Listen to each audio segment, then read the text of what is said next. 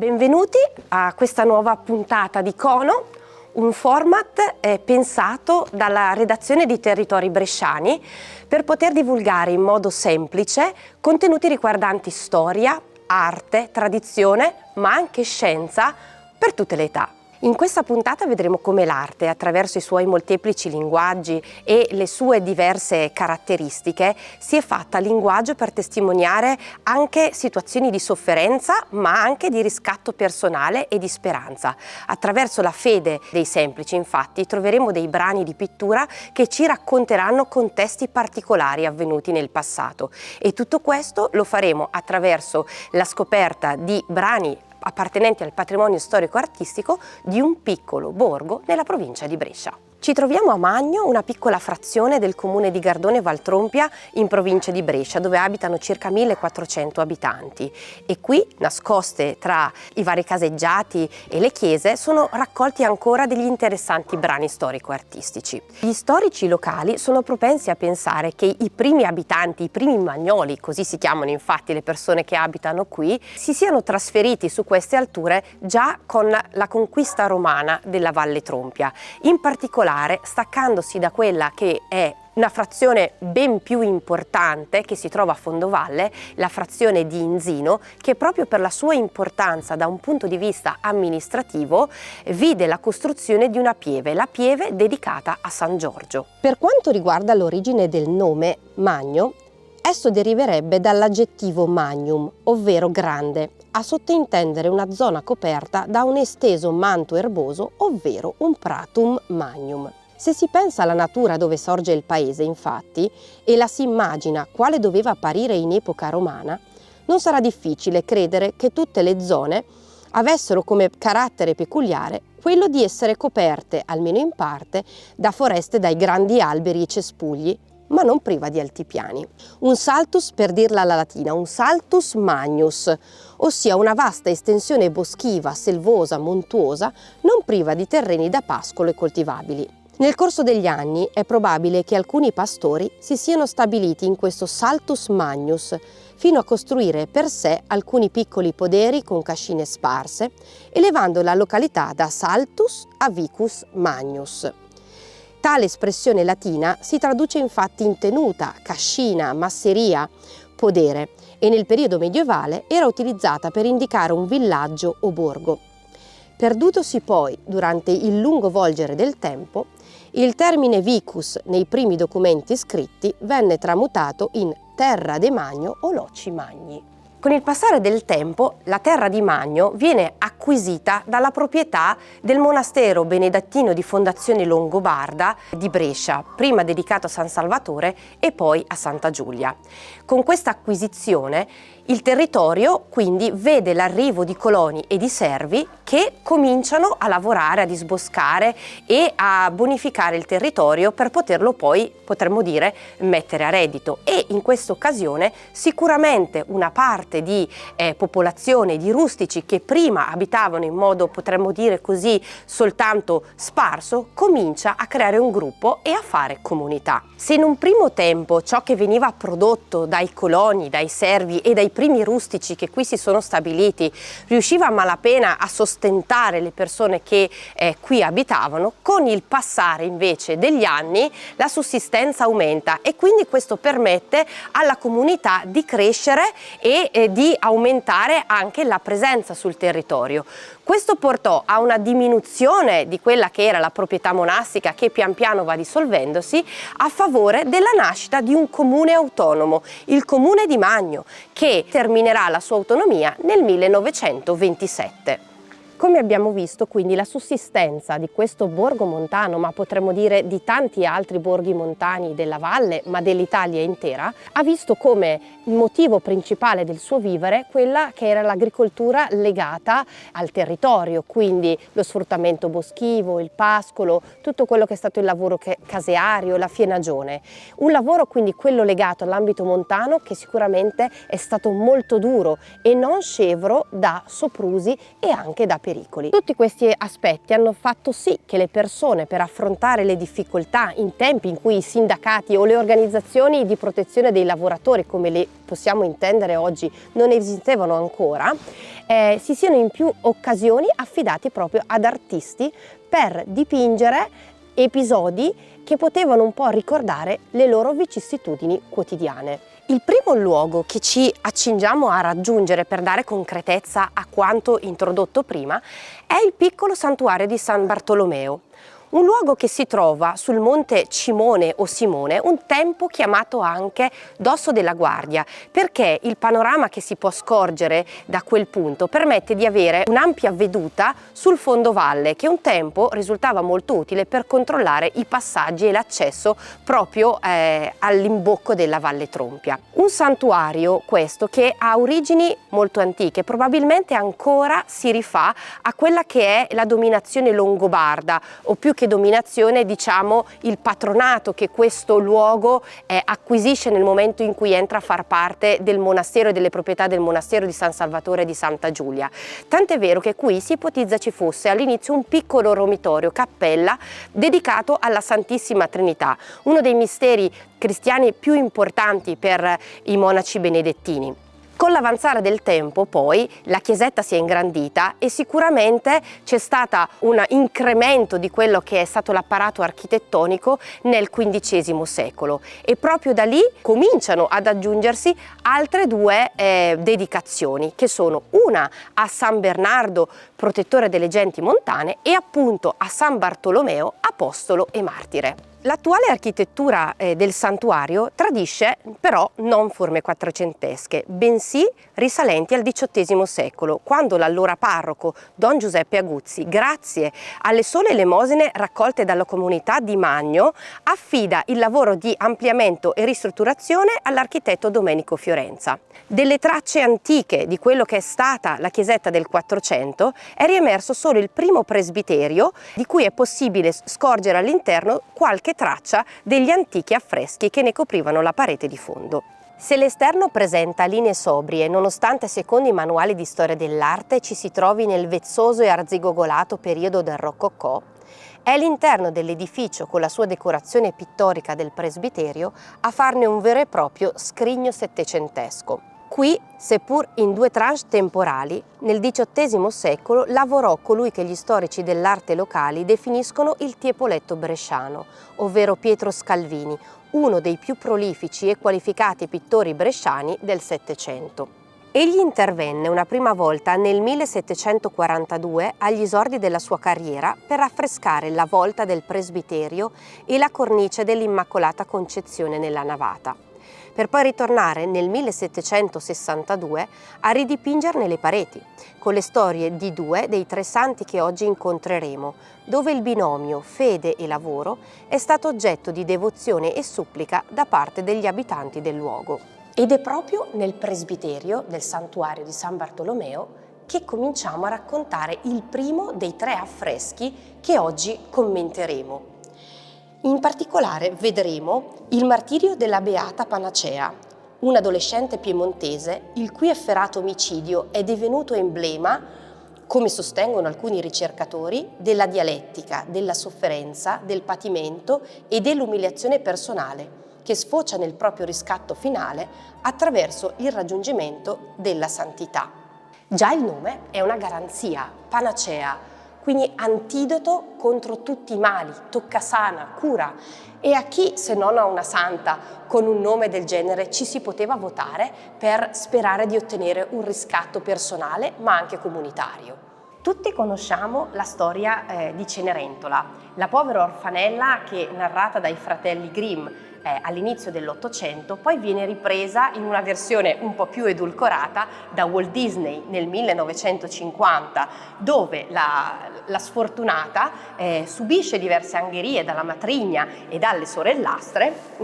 ma alla fine riesce a riscattarsi e a diventare principessa. Nella versione gotica poi dei fratelli Grimm addirittura riesce ad ottenere vendetta su coloro che l'avevano maltrattata per gran parte della sua vita. Ebbene, la nostra panacea ha dei punti in comune con la nostra eroina disneyana.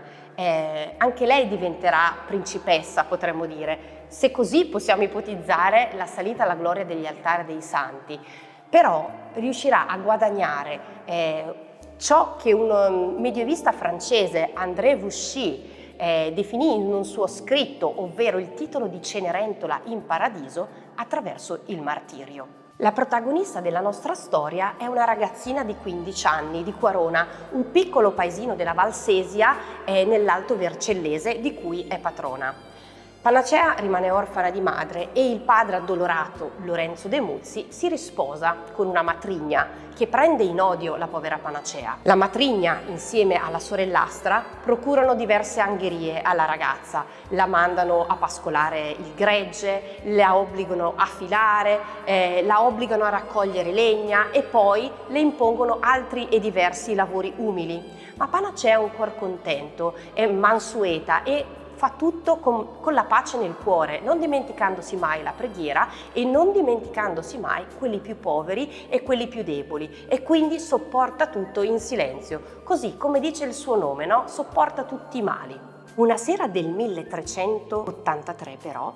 quando all'ora del rientro Panacea si attarda più del solito e non a causa di un ballo ma per pregare, la matrigna, per usare un eufemismo, non la prese bene e in preda a un impeto di rabbia furiosa la raggiunge al pascolo, in prossimità della chiesa di San Giovanni al Monte che sovrasta il villaggio di Quarona, e dopo averla percossa la colpisce a morte conficcandole dei fusi nel collo e nel capo. La stessa matrigna poi, rientrata dalla furia omicida che l'aveva portata a compiere l'efferato gesto, dicono le fonti, si suicida per il senso di colpa. Il nostro pittore, proprio per enfatizzare questo riscatto, questa rivalsa del sopruso subito da Panacea, non rappresenta la matrigna che muore, che si dà la morte di sua spontanea volontà, ma fa sì che questo avvenga attraverso addirittura un intervento divino. Infatti, il nostro pittore in alto ci mostra come un angelo che tiene in mano una forca spinga la crudele matrigna giù da un dirupo come a simboleggiare la caduta all'inferno. La tradizione agiografica legata a Panacea ci racconta che appena la ragazza muore, le campane della chiesa di San Giovanni cominciarono a suonare all'impazzata e contemporaneamente la fascina di legna che lei aveva raccolto cominciò a bruciare, come se Dio si stesse manifestando in questo preciso momento. E non solo, lei, abbiamo detto, diventerà la Cenerentola in paradiso e quindi diventa in un certo senso principessa come l'eroina disneyana. E come ce lo rappresenta il pittore? Mentre la matrigna la sta brutalmente colpendo a morte, ecco che un piccolo angioletto scende dall'alto e le porta,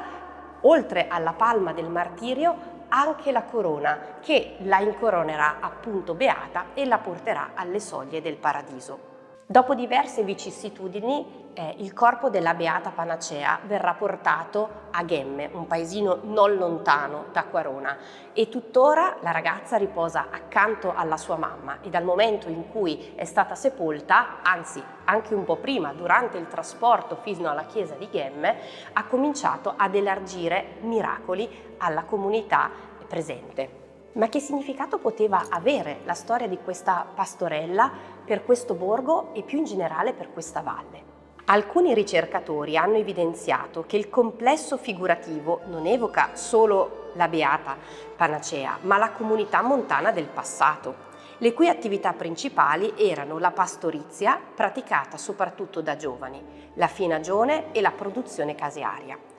La pastorella Panacea indica perciò, oltre alla santità e al suo valore, la dignità e il valore di una comunità che con enormi sacrifici e sofferenze seppe sviluppare un rapporto armonico col territorio che la ospitava, in Valsesia come in Valtrompia.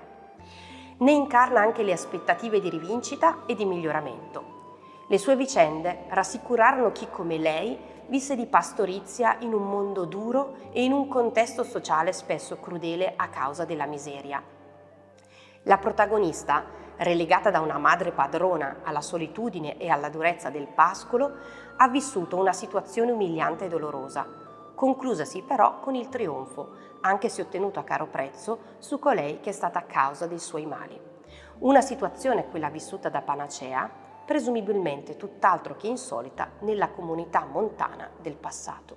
In questa direzione potrebbe andare infatti l'ipotesi che chi commissionò questo affresco, e anche quello che vedremo dopo che si trova di fronte, una donna, una certa Maria Rizzini, ricordi in parte una vicenda personale. Probabilmente Maria è stata personalmente toccata dalla vicenda di Panacea, forse rivedendosi in lei e ritrovando nelle angherie e soprusi sopportati dalla Beata una corrispondenza autobiografica. È possibile quindi che la commissione di quest'opera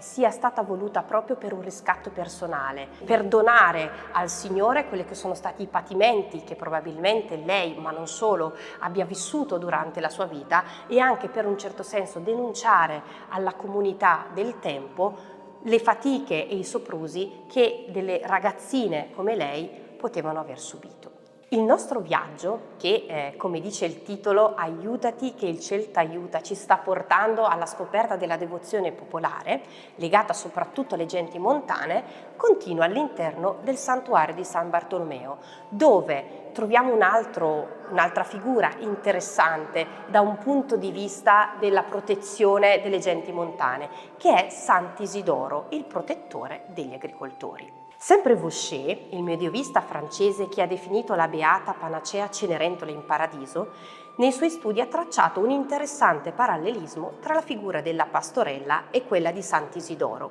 un agricoltore spagnolo nato a Madrid intorno al 1070-80, il cui culto si diffonde vigorosamente in Spagna a partire dal XII secolo.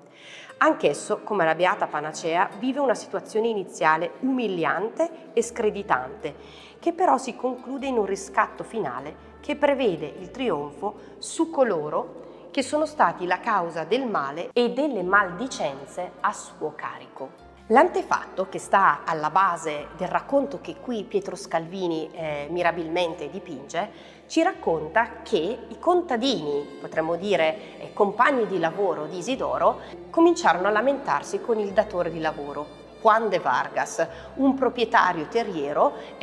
appunto che disponeva di molte proprietà all'interno di Madrid.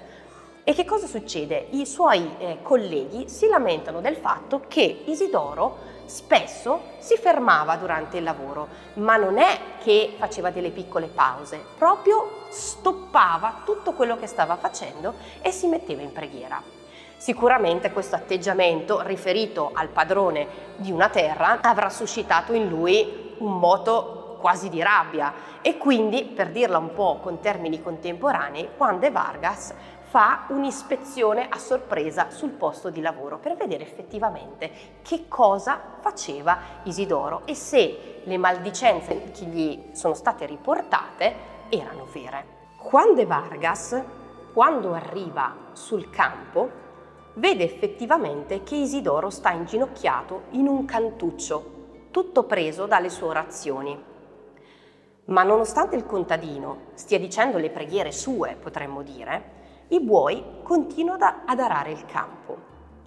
Guidati da un angelo del cielo, infatti, gli animali spingono docilmente il loro giogo, compiendo da soli quel lavoro che Isidoro all'apparenza sta trascurando. Egli, dicono le fonti, non sa né leggere né scrivere, ma sa parlare con Dio, e lo si nota dal piccolo rosario che sbuca dalla tasca.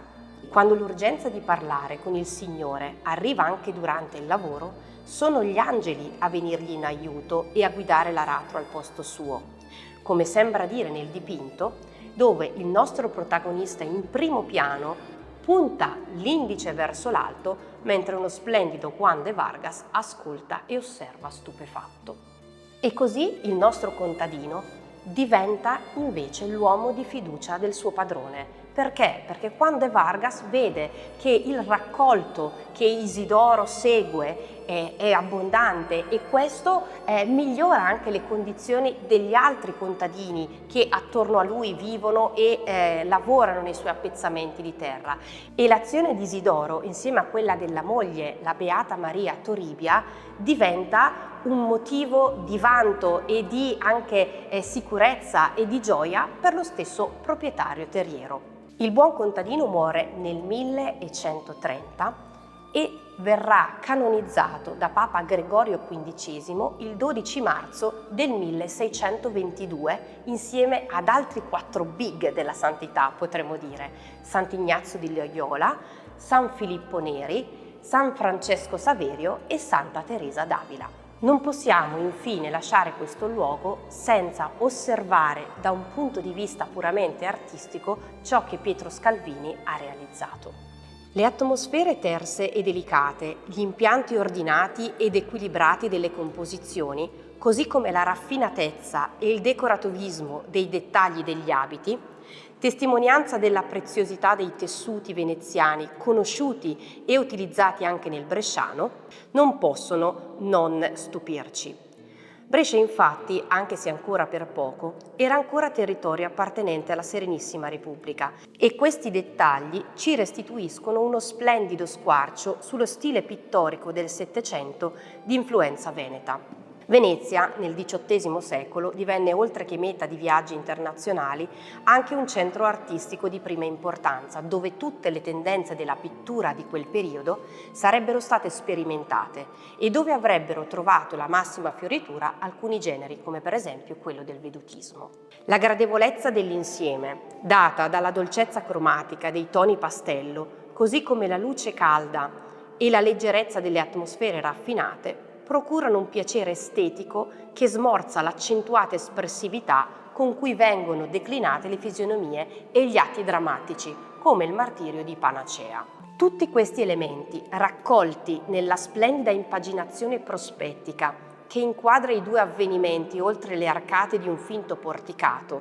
dando continuità alla narrazione, pur raccontando storie avvenute in epoche diverse, testimoniano come anche in piccoli luoghi periferici e a volte anche un poco sperduti come questo santuario si nascondano ancora tesori artistici di altissima qualità e significato, tutti da scoprire, valorizzare e tutelare. Arrivati quasi alla fine del nostro viaggio, non possiamo però lasciare questo piccolo borgo senza fare un ultimo incontro, senza incontrare, potremmo così dire, un ulteriore alleato contro quelli che potevano essere i pericoli che si potevano nascondere all'interno di questi territori montani.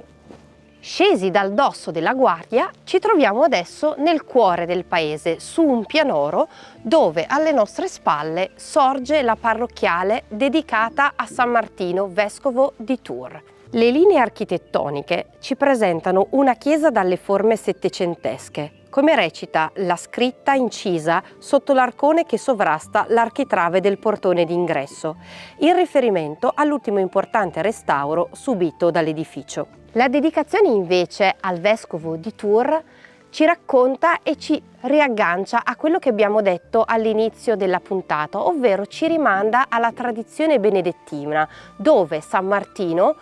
ci ricorda essere stato uno dei santi prediletti e protettori dell'ordine. Entrati nella parrocchiale ci troviamo in un ambiente a navata unica, ma il nostro sguardo deve essere catturato da una piccola teletta che si trova accanto a quello che è il pulpito di questa chiesa e che nasconde un'iconografia molto particolare. Una tela che, osservata da vicino, ci mostra ancora una volta come le vicende di personaggi forestieri avvenute in tempi e luoghi lontani divennero anche per altre comunità monito e supplica, in questo caso per scongiurare incidenti o situazioni di pericolo. Il soggetto dipinto si riferisce a un episodio legato alla vita di San Francesco di Paola, un santo calabrese vissuto nel XV secolo, fondatore dell'ordine dei Minimi e invocato come il santo dei miracoli per la grande quantità di prodigi avvenuti per sua intercessione. qui raffigurato mentre in un cantiere assiste al crollo di alcune impalcature che stanno per investire alcuni muratori. Questa iconografia, presente in molte altre opere dedicate al santo, si collega ai numerosi miracoli compiuti nei cantieri dei conventi da lui fondati, che i suoi biografi raccontano essere stati molteplici e diffusi. La parte però più curiosa di questo dipinto e che lo lega a quello che è l'ambiente montano in cui ci troviamo non è tanto il crollo dell'impalcatura dipinto alle spalle degli operai, quanto quello che il pittore riporta in basso sulla sinistra. Grazie allo splendido scorcio prospettico che l'artista utilizza per descrivere il precario equilibrio dell'operaio, dove per evitare di cadere egli rovescia una carriola, solleva e allunga la gamba sinistra, il nostro sguardo è guidato verso il vero motivo del suo spavento, ovvero un nutrito numero di serpi che, nascoste tra le pietre nei pressi del cantiere, sarebbero stati quasi certamente pronte a morderlo. Una situazione questa non infrequente in luoghi montani, dove giornalmente si lavorava tra rocce e anfratti popolati da serpenti e non solo.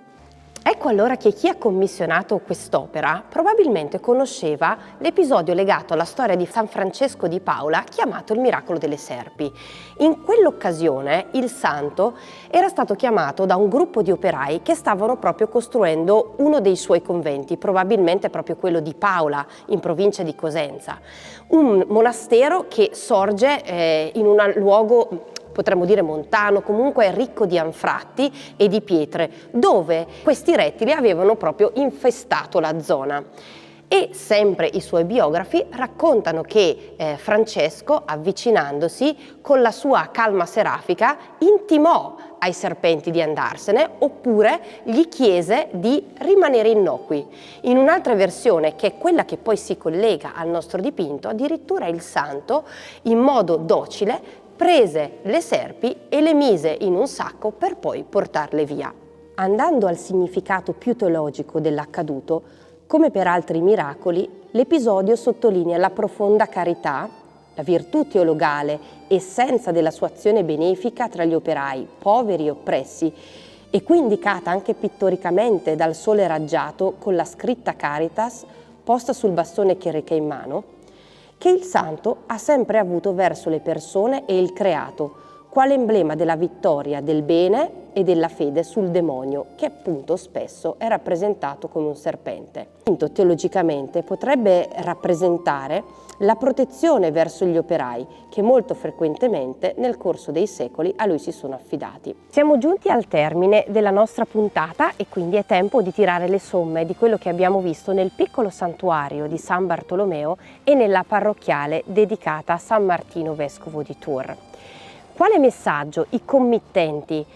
hanno lasciato ai propri contemporanei, ma anche a noi che oggi possiamo godere di questo patrimonio storico-artistico?